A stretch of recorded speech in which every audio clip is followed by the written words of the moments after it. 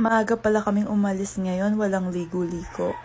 Nadaanan ko si kuya kaya sabi ko pabili, pati na rin si ate. Pati na rin yung alma mater ko. May idea na ba kayo kung saan kami pupunta? Ayan, magnanakaw lang kami ng mais, char. Ito pala kami pupunta sa farm ni ate. Noong nabili nila ate ko to, tapos nag-pandemic, dito na tumira yung tatay namin, di na umalis. Yung bahay niya, siya din yung gumawa nun.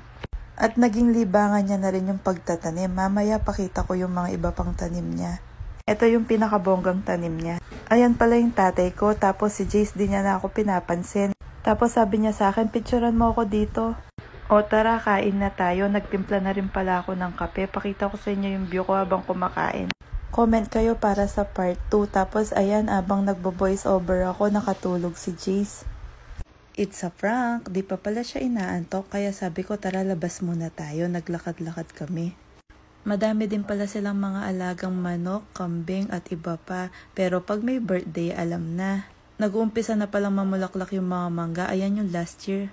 Tapos pinakita sa kanya ng lolo niya to. At talaga nilagyan pa ng tubig. At nakichismis na muna ako dito. Akala ko patay na yung mga mais. Yun pala, pinapatuyo pala talaga. Tapos binalikan ko yung maglolo, sabi ng lolo niya tama na.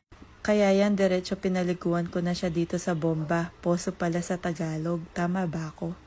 Siyempre may damit siya para sa TikTok, di maban. Pinapatulog ko na siya dyan kasi sobrang kulit niya. Ganito pala magpatulog si Jace. Kayo, anong manirisip ng anak nyo? Mamaya pala darating yung buong pamilya namin at mga pinsan niya. Comment sa part 3.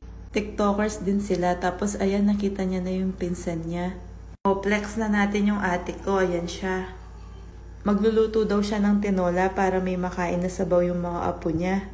Kaya yan, si Jace gustong gusto naman. Naglaro na din muna yung mga isip bata. Isa na ako sa mga yun. At ito namang isang pinsan ko, busy siya.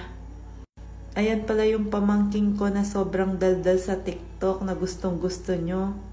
Open space po pala dito at pamilya kami kaya di na po kami nagmas. Puro pala yan din yung mga katabi namin.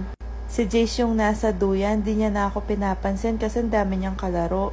Dinner time na, ayan pala yung mga pagkain namin. Ito namang si Jace, gulat siya dito. Di ko na sasabihin kung ano yan kasi ang hirap bigkasin. Kapampangan, alam nyo na. Tapos nagkape na rin kami ng mga marites. Paki-like pala yung page. Salamat! Yun lang.